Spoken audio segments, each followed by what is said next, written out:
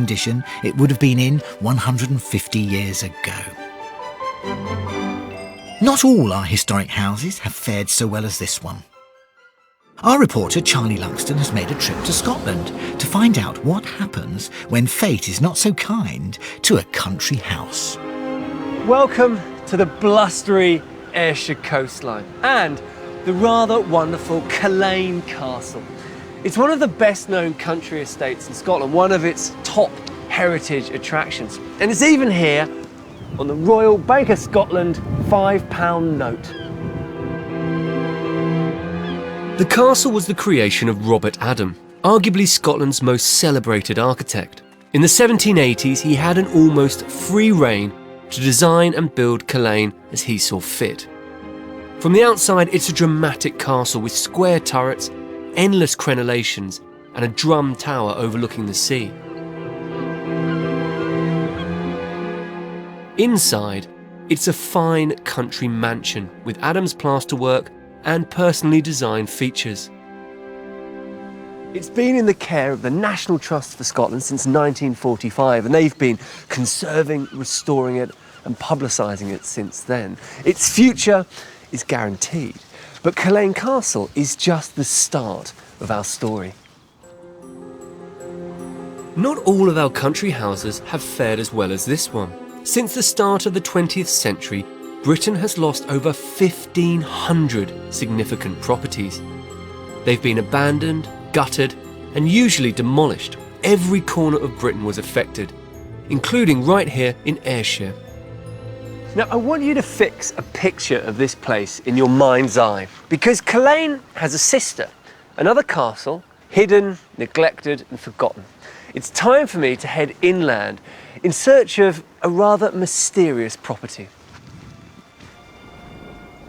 The name of the place is Dalquharran Castle, once a jewel in the crown of Scotland's beautiful buildings. Now, if you wind the clock back a couple of centuries, Culzean and Dalquharran have a lot in common. They're owned by the same wealthy family. They're just a few miles apart, both designed by the fair hand of Robert Adam. But since then, they've taken a very different path, and this is it here. And that's quite extraordinary. Look at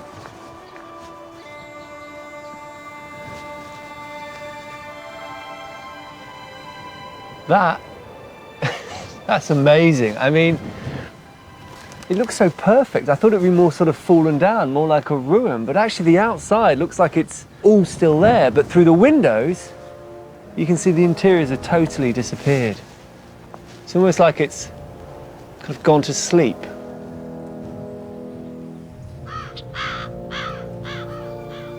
The family who originally commissioned Dalquharran stayed for a century, until financial problems led them to sell their Robert Adam showpiece. The castle's life in the 20th century was anything but settled, until ultimately the main building was left empty. The shell of Dalquharran has remained pretty much untouched since the late 1960s, when the last resident took the decision to remove the roof. You see, the cost of upkeeping the castle had become too much to bear, and by removing the roof, they made it uninhabitable, and therefore they were no longer liable to pay rates.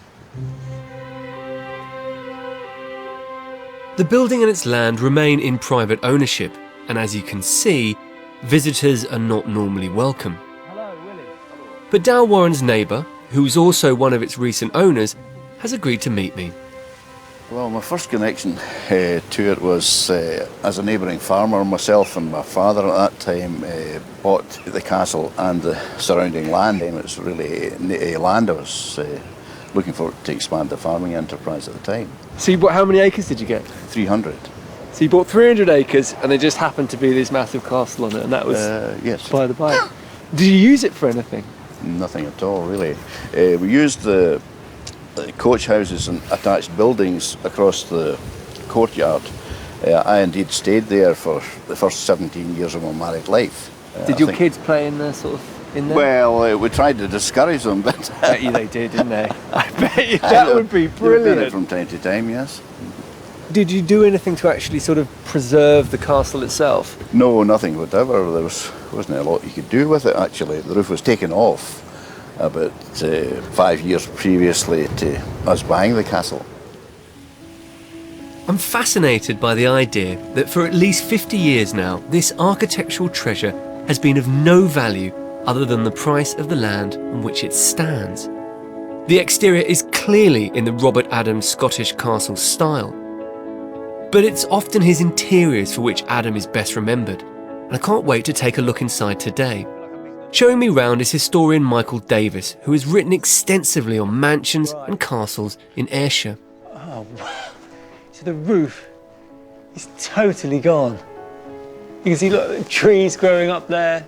Lath and plaster work is still there. Gosh, panelling, the half panelling. Look at that. Look at that. Spiral stair going right up. Look, there's the railings up there. There's only one thing for sure with this place, and it's certainly not as Mr. Adam intended it.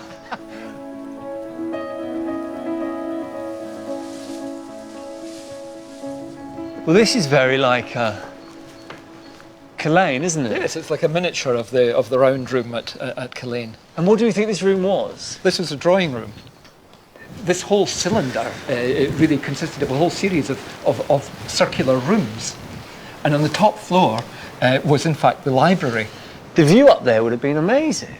Yes, I can in fact vouch for the fact that it was amazing because I've been up there in the 1980s when I visited Dalquharran, and I was able to stand on the landing and I could look straight across to the windows, and there were still even carved Adam bookcases clinging to the sides of the walls, defying gravity.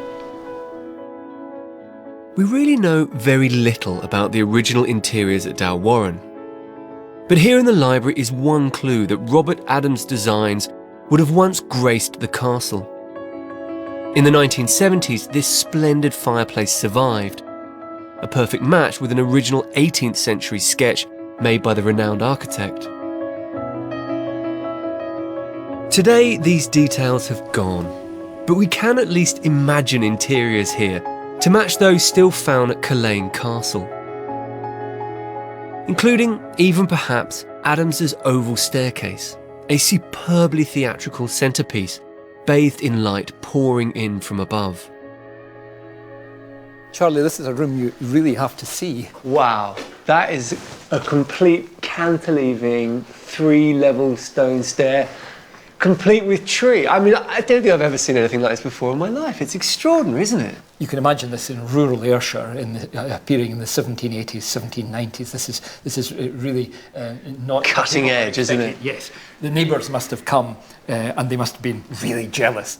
But I mean, there's obviously something sort of slightly tragic about the loss of this piece of architectural heritage, but also what's left is kind of fascinating in its own way too. It's absolutely stunning. Yes, it is sad, but there's also an element to this castle which is absolutely spectacular. Fundamentally, the 60s, the 70s, and even into the 80s were really very bad for country house heritage. After the Second World War, society had changed. Wage costs were going up, and country houses were a thing that many people thought we would be best without, almost. It's a very different story here from Culzean. But it's a story, I think, which is worth telling. It's very much the story of all those houses which actually didn't make it. So what is the future for Dalquharran Castle? There's been grand talk of it becoming the centre of a golf resort. But we have to accept it may just remain a ruin at the continuing mercy of the Scottish weather. Is that so bad a thing, though? There's an architectural majesty about ruins, and they always tell stories of our changing times. The idea of the perfect country house preserved for all time is really only for the lucky few. For the most